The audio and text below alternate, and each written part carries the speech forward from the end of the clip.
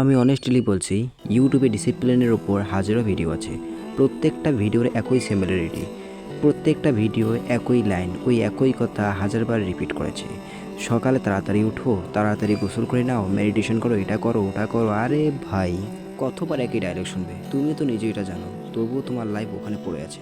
ইউটিউবে ডিসিপ্লিন নিয়ে তোমাকে এমনভাবে চলাফেরা করতে বলে যেন তুমি অনাথ আশ্রম থেকে এসেছো, তোমার বাবা মা কেউ নেই। আর এই রকম বোকাচোদাদের হাত থেকে নিজেকে সুরক্ষিত রাখো। প্রত্যেক দিন বাড়িতে একই ডায়লগ, প্রত্যেক দিন বাড়িতে বাবা মা লড়ছে, আর নিজের চোখের সামনে এত কিছু হওয়ার পরেও তুমি বলবে এড়িয়ে যেতে? কী ছোটো ছোট মতো কথা বলে।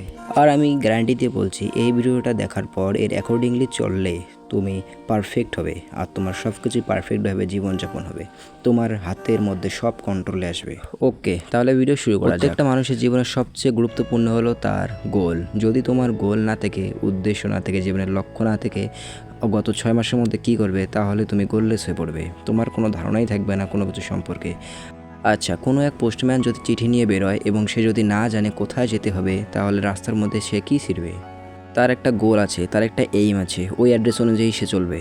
আর প্রত্যেকদিন যদি ভাবো এটা করব ওটা করব, কী না করব, এবং অবশেষে রাতের মধ্যে রিল স্ক্রল করে শুয়ে পড়ো, আর প্রত্যেক দিন এই প্রসেসটাই রিপিট হয়, তাহলে আমি গ্যারান্টি দিচ্ছি তুমি কিছুই শিখতে পারবে না।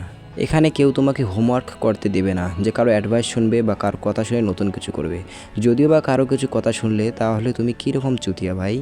নিজের জীবন নিয়ে কোনো গিল্টি ফিল করলে না, কোনো ফিগার আউট করলে না, কী হলো? মানুষের অ্যাডভাইস শুনে তুমি চলে গেলে, বাস মানুষের অ্যাডভাইস শুনে তুমি কাজ করলে। আমি বলছি, কোনো কিছু না করে ফাঁকা বসে থাকার চেয়ে কোনো কিছু করে আফসোস করা অনেক ভালো।